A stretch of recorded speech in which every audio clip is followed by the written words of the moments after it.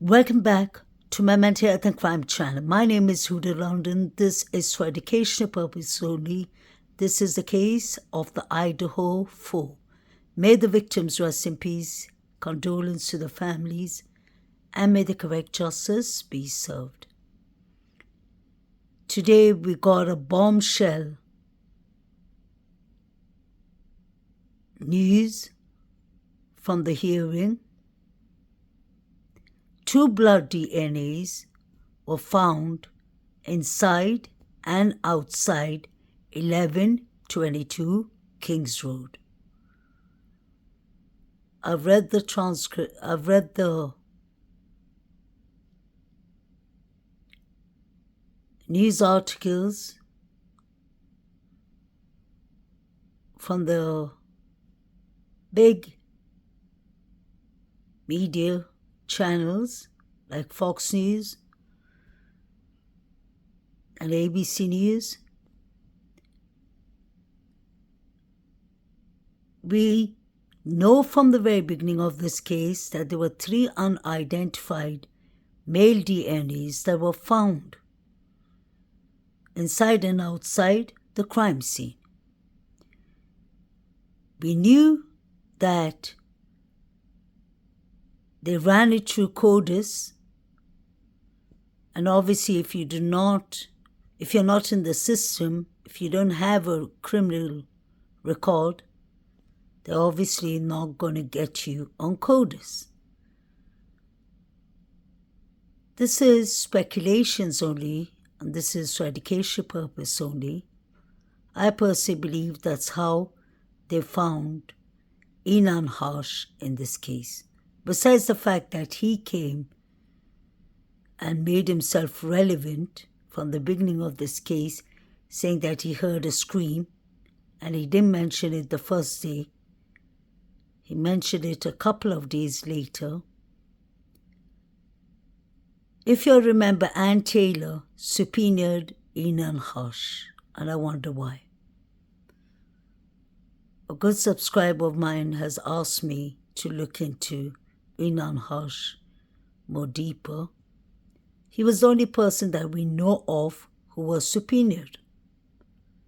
But for some reason, Ann Taylor said, your services are not longer needed for now, I assume.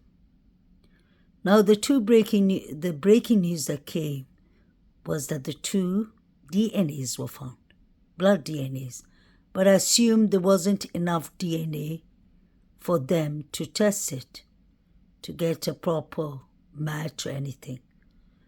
Let's not forget that from the beginning of this case, I've always mentioned that I find it strange that Idaho Moscow called or invited the Federal Bureau of Investigation, the FBI, 5 days later. They invited them on the 17th of November. The surviving roommates took 8 to 9 hours to call Hunter Johnson, and then Hunter called the police. There were multiple people who were speaking to 911. The 911 call is on gag order. For all the people who have been my subscribers, viewers, even now and then, who've been following the case with me from the very beginning, know that I've spoken about everything. Like I promised, I'm not going to leave anything unturned. We may agree or disagree to what we put up there, but I try to be mindful and respectful to the parents. But I personally believe, and I still believe, from the very beginning of this case, over 2 years now, I've never changed my opinion. In fact, I hear creators trying to look at it in my perspective. I've heard some mentioning the same thing like I've mentioned for 2 years, that this was 2 separate attacks. Xana and Ethan were attacked first, may the rest in peace, and Maddie and Kaylee were attacked later. I personally believe somebody could have been waiting inside the house, waiting for the couple to come home, or they could have followed them. And all my subscribers and viewers know what I think about the frats. I believe they're my first suspects. They will always be my first suspects because they were under the microscope in the beginning of this case. The four figures were running towards the Sigma Chi fraternity. Whether we like it or not, we cannot ignore that. I don't believe anything is a coincidence in this case. I believe they swept whatever they felt like, this is just my opinion, under the rug. And now it's time for Ann Taylor to clear the air. Now, once again, all my subscribers and viewers, even if you go back to my clips about Idaho, Moscow for 2 years ago, would know that I've got a lot of pressure up to today for many channels for talk about the Bandfield body cam, the grub truck, the corner club, the Jacks, the Davids, allegedly. But it's because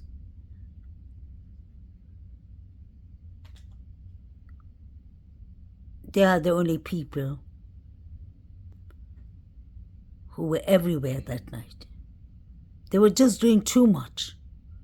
At the grub truck, at Bandfield, at the corner club, Shawalter was passing threats. But let me come back to what I was going to say. One of the things I always show about the Bandfield is that besides Saeed just coming from nowhere and saying what's up to the cops, he was distracting the cops. I've said that always from the beginning. And I got a lot of pressure when I found the pictures Saeed was watching with Kaylee in the sitting position. And I became more confident when Kaylee's mother and father came out a couple of months later and said Kaylee was found in the sitting position. It just confirmed what I was seeing. Although some of the pictures were blurry, we could clearly see a man with a white mask. So when DM is saying that somebody was dressed in black clothing and a mask, it was the opposite. It was white. Hoodie guy had on a white hoodie, and it did kind of resemble him. Now, the Bandfield is what I want to talk about, because now finally things are becoming more introspective. And it just makes me happy. There's nothing to be happy about in this case, but it makes me happy to feel like we're getting close to the truth. What do I mean by that? If you remember, I've always shown y'all the grub truck. Saeed is very important with all the pictures he's watching, and Jovito, and I've exposed them, and Zana when they're yelling Zana at the grub truck. I've exposed them all. I think I made more of the grub truck analyzation and Bandfield analyzation more than 10 times each, if not more, until people started using it under or not under fair use purpose. But that's all good. So the Bandfield, the three boys, besides Saeed, who I believe was there to distract, was very interesting. I kept on telling y'all that one of them had on a black glove. It looked like an electrician glove or something of that sort, but it was a black glove. And that is the black glove that is under question. Reminds me a bit about the O.J. Simpson case. And then Funnily enough, we had Mark Furman, the officer involved in the case, and we knew what happened to that glove. Johnny Cochran said, if it don't fit, you better quit. So we have another glove here. Why is the glove important? Why have I been showing it for 2 years? Because one of them has a glove. Many people say, but yeah, he has it at times, you can't see it at times, it's a shadow and all. No, it's not the shadow. Sometimes he puts it inside his pocket, and I think it's a shirt pocket. So let me show you all what I mean. This is for fair use purpose. It's from JLR. The Bandfield from JLR is the one I always analyze, because that's where you see their faces clearly. And if anyone believes they are underage, like Idaho Moscow is trying to tell us, that is completely wrong. They're just not allowed to drink liquor. They're not 21, but they're 19, 20. The black glove was originally found by Chris McDonough. He's a detective, former detective from San Diego. He has 20 years experience, and he's one of the founders of the Cold Case Unit. So this is an experienced person. When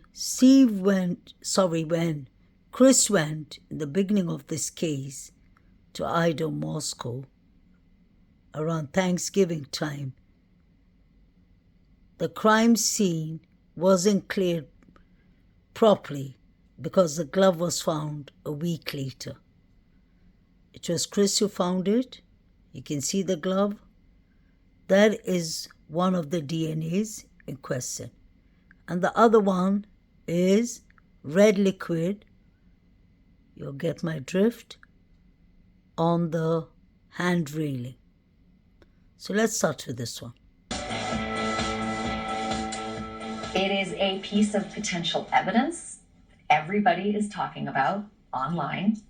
The glove that the police almost missed. It was dropped, or it was thrown out, outside the home where the 4 college students were stabbed to death in Moscow. And there is a good chance that it would still be there right now, but for a former homicide detective turned podcaster who noticed it while he was actually visiting the scene on Thanksgiving, which is 11 days after the murders.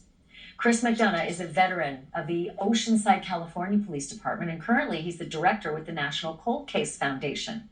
He's also co-host of the podcast, The Interview Room, and he is live with me tonight. Detective, it's so good to have you. First of all, I am shaking my head as I even think I'm doing this interview with you. Take me there. Tell me what happened. You literally showed up and looked down and said, hello, gentlemen, come over here. Have you seen this? Is that really how simple this was? Yeah, it really was, actually. I mean, it was my wife and I, it was Thanksgiving Day. We happened to be up here in Idaho. And I said to her, I said, hey, let's just go over where that, situation's taking place at the university to get some tape. And we're walking up the street, and the first thing that caught my attention, to be honest with you, was all of the cars still parked on the property. And then I looked over and I saw there was an officer controlling the scene sitting in his vehicle. And I looked to the left and I saw that what appeared to be a glove. And I looked at my wife and I said, is that a glove? And she goes, yeah, I think it is. And so about where Brian was standing tonight, I walked over and looked over, and sure enough, it was a glove. And I immediately got the attention. You know what I'm going to do? I am going to, Chris, thank you for saying that. When we go back to Brian in a little bit, I'm going to actually ask him to walk me to the exact spot so that everybody who's watching right now gets the full perspective. Sometimes it's hard when you're watching through a one-dimensional TV screen, so I'm going to do that. In the meantime, help me with this one, because you're the murder detective, but you're also the person who found it. What kind of glove was it, and the significance of the kind of glove as pertains to a murder?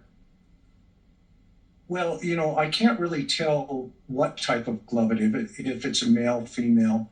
And obviously the significance may be nothing, but it also could be very significant. There appeared to have snow on it, so I assumed it had been there for quite some time, at least before the earlier snowfall.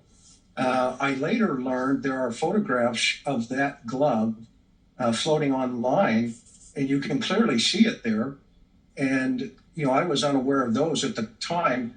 And when I told the officer, I waved him over and I said, "Hey, you need to come take a look at this." And he walked over, and his first words were, "Oh, wow."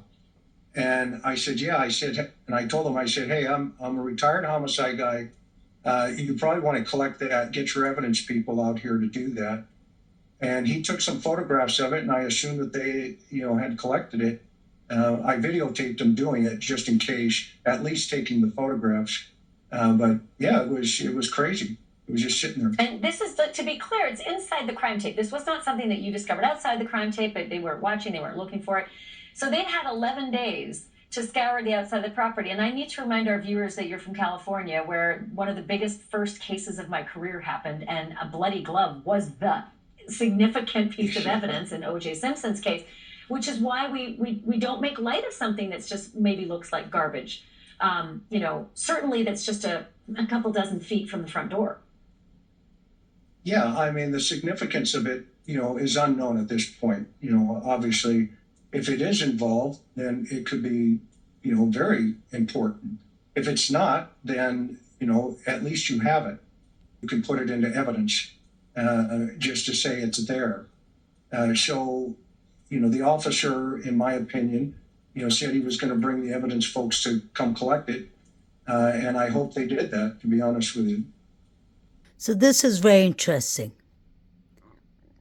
For the people, all the viewers, subscribers who've been following this case from the very beginning would remember that it was Chris McDonald who found the glove. Chris said that it could be relevant or it may not be. I personally believe it is so relevant that it made itself to court today. That piece of evidence was one of the 3 unidentified male DNAs. I keep on asking, where are the 3 unidentified male DNAs? Thank God. Now they're talking about the glove. Now they said there was red liquid on the hand railing, but let's not forget, that was never mentioned before. So this information was given to Ann Taylor a month ago. That's why she's upset, and she's saying that the FBI held on to this evidence intentionally. So she's asking for a frank hearing so that she can dismiss most of these evidence, and if they throw away the knife sheet and all these DNA evidences, or the knife sheet actually, then there's nothing to fight for. Then it'll happen exactly like Koberger said, he'll be exonerated. I personally believe that the judge is going to allow the frank hearing, otherwise it's going to let people get the wrong idea. This is somebody's life hanging on the line. He's entitled to it. And we can see that there's so much that's not right in this case. And I really believe that the FBI used My Heritage, the Israel app for the genealogical IgG. And that's a no-no. Because somebody's medical records can be revealed, whether it's Koberger, whether it's his family. That's not right. That's breaking the 4th Amendment rights. So that's what the frank hearing argument is about. Now, coming back to this glove, I find it really to be interesting because I've always shown you, like you all know, I've shown so much. Basically everything what Saeed is watching. what Joe Vita's watching, the crowd yelling Xana's name. I showed you all Maddie's coat. I showed you all many other things, the Red Mustang. But the Bandfield boys is where I exposed the glove. Now pay attention to this glove. It was found around the crime scene to start with, inside the crime scene. And it was kind of more, not towards DM's room, more towards the garbage cans, but it's more inside the crime scene, if it makes sense. You can see it there. So Steve McDonough, sorry, I don't know why I keep on saying Steve, Chris McDonough was the one who found the glove 10 days later. I remember they were even collecting evidence, like the cigarette bud and all. Later on, they were gathering evidence from the car park in Queens Road later on. So I'll show you all this glove. Let's go back to Bandfield. This is disclaimer and copyright. This is all the hard work I've done in 2 years and 2 months from the time we all promised in this channel to get justice, the correct justice for these 4 victims. That's why I'm now focused on their parents. I never talk about their family because the parents have gone through a lot. They don't need more burden. Social media is really doing a terrible job by showing Maddie and Kaylee in bikinis and such things and putting it up on their thumbnail and talking about the Aryan Nation and all. Everyone's entitled to their opinion. Look no further than the frats. Pay attention to all the people roaming around that night, walking around Bandfield, strolling around Bandfield, running away from the cops. Saeed saying, "What's up?" to the cops. That's the exact words. The cops never asked them to put their hands down. So let's go back to my favorite clip, besides the grub truck, Bandfield. So what I'm going to do before I go to the Bandfield is explain to you all one important thing. I'm going to be trying to make a couple of clips in the next couple of days discussing all the evidence, alleged evidence, speculations, but the 3 unidentified male DNAs, because the red liquid on the hand railing is new. Ann Taylor found out about it a month ago. She said it in a hearing 3 weeks ago. Pay attention to that. So why did the FBI keep this information close to the vest? Why didn't they share that with the defense attorney or Brian Koberger? He's entitled to it. Welcome to the Bandfield. You can go back to all my clips of the Bandfield. I haven't seen anyone wearing black gloves, honestly, at the grub truck. Yeah, maybe there's some people, but not in the immediate area when Kaylee and Maddie are there. Now pay attention to the one in the middle. Look at his hands in his pocket. Isn't that a glove? I know it's blurry, but it's a glove. I'll show you. Thank God. We have better light on him now. Let me zoom in. Do you all see what I see? Do you know, guys, my subscribers, viewers, do you all know how many people have argued with me and keep on telling me, leave Bandfield boys alone and leave the grub truck alone? And I've always said only one thing: ignoring them. Why do I ignore them? Because the truth shall set everyone free.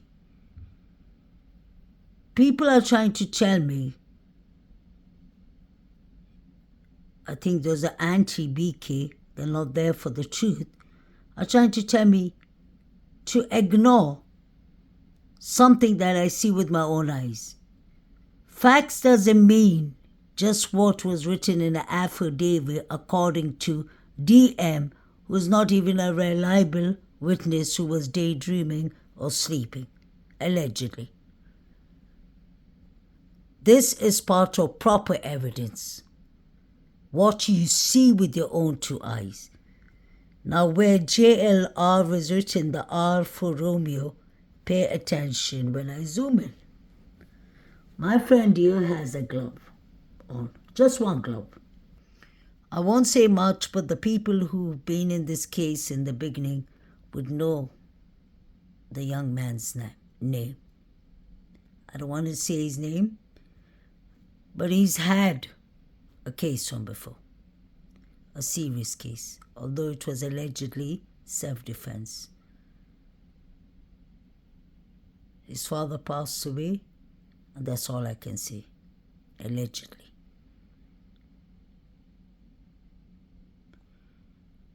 Now, these three young men came from 1122